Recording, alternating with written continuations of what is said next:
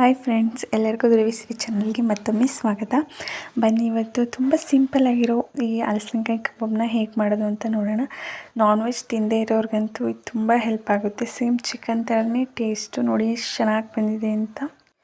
ನೀವು ಈ ಫಿಶ್ ಕಬಾಬ್, ಚಿಕನ್ ಕಬಾಬ್ ಈ ಥರ ನಾನ್ ವೆಜ್ಜಲ್ಲಿ ಹಲವು ರೀತಿಯಾದಂಥ ಕಬಾಬ್ನ ತಿಂದಿರ್ತೀರ. ಬಟ್ ಈ ರೀತಿ ಹಲಸಿನಕಾಯಿ ಕಬಾಬ್ನ ಒಂದ್ಸಲ ಟ್ರೈ ಮಾಡಿ, ನಿಜವಾಗ್ಲೂ ತುಂಬ ಸಖತ್ತಾಗಿರುತ್ತೆ.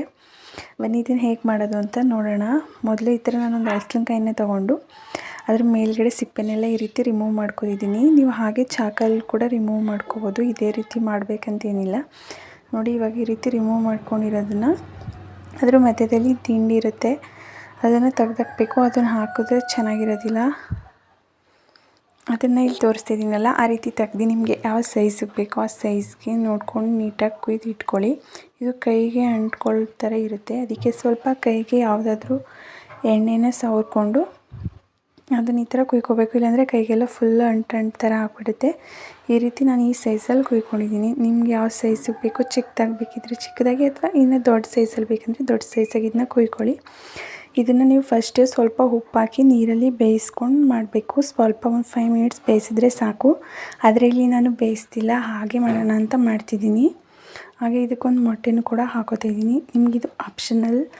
ನಾನ್ ವೆಜ್ ತಿನ್ನಲ್ಲ ಅನ್ನೋರು ಮೊಟ್ಟೆನ ಬೇಕಿದ್ದರೆ ಸ್ಕಿಪ್ ಮಾಡ್ಬೋದು. ಹಾಗೆ 1 ಟೀ ಸ್ಪೂನಷ್ಟು ಶುಂಠಿ ಬೆಳ್ಳುಳ್ಳಿ ಪೇಸ್ಟ್, ಹಾಗೆ ನಮ್ಗೆ ಖಾರಕ್ಕೆ ಬೇಕಾಗಿರುವಷ್ಟು ಸ್ವಲ್ಪ ಅಚ್ಚ ಖಾರದ ಪುಡಿ, ಹಾಗೆ ರುಚಿಗೆ ಬೇಕಾಗಿರುವಷ್ಟು ಸ್ವಲ್ಪ ಉಪ್ಪು ಮತ್ತು ಕಾರ್ನ್ಫ್ಲವರು, ಸ್ವಲ್ಪ ಅಕ್ಕಿ ಹಸಿಟ್ಟು 2 ಕೂಡ ಹಾಕ್ಕೊಂಡಿದ್ದೀನಿ.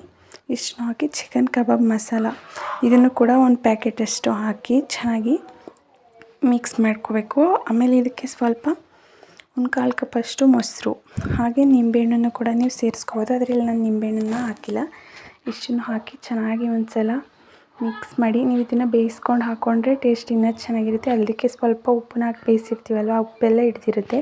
ಬಟ್ ಇಲ್ಲಿ ನಾನು ಹಾಗೆ ಮಾಡ್ತಿದ್ದೀನಿ, ನೀವು ಹಾಗೆ ಕೂಡ ಮಾಡ್ಬೋದು.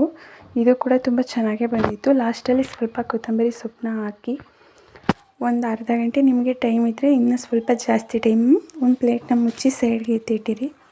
ಇವಾಗ ಒಂದು ½ ಅನ್ ಅವರ್ ಆಗಿದೆ.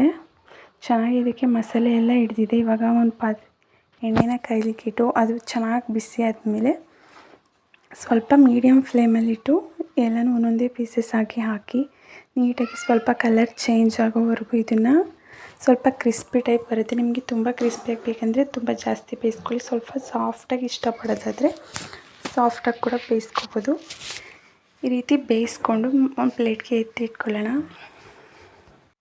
ಸೊ ಇಷ್ಟೇ ಸಿಂಪಲ್ಲಾಗಿ ಈ ಕಬಾಬ್ ರೆಡಿ ಆಗೋಯಿತು. ನೋಡಿದ್ರಲ್ವ ಏನು ಚೆನ್ನಾಗಿ ಬಂದಿದೆ ಅಂತ. ನೀವು ಕೂಡ ಖಂಡಿತ ಇದನ್ನ ಟ್ರೈ ಮಾಡ್ತೀರಾ ಅಂತ ಅಂದ್ಕೊಂಡಿದ್ದೀನಿ. ಒಂದು ಸಲ ಟ್ರೈ ಮಾಡಿ ಹೇಗೆ ಬಂತು ಅಂತ ನನಗೆ ಕಾಮೆಂಟ್ ಮಾಡಿ. ನಿಜವಾಗ್ಲೂ ಟೇಸ್ಟ್ ಅಂತೂ ಸಖತ್ತಾಗೇ ಇತ್ತು. ನಾನ್ ವೆಜ್ ತಿಂದೇ ಇರೋರಿಗೆ ಇದು ತುಂಬ ಹೆಲ್ಪ್ ಆಗುತ್ತೆ ಅಂತ ಅಂದ್ಕೊಂಡಿದ್ದೀನಿ. ನೀವು ಕೂಡ ಟ್ರೈ ಮಾಡಿ ಹೇಗೆ ಬಂತು ಅಂತ ಕಾಮೆಂಟ್ ಮಾಡಿ. ಹಾಗೆ ಈ ವಿಡಿಯೋ ಇಷ್ಟ ಆದರೆ ಲೈಕ್ ಮಾಡಿ, ನಿಮ್ಮ ಫ್ರೆಂಡ್ಸ್ಗೂ ಕೂಡ ಶೇರ್ ಮಾಡಿ, ನಮ್ಮ ಚಾನಲ್ನ ಸಬ್ಸ್ಕ್ರೈಬ್ ಮಾಡಿ.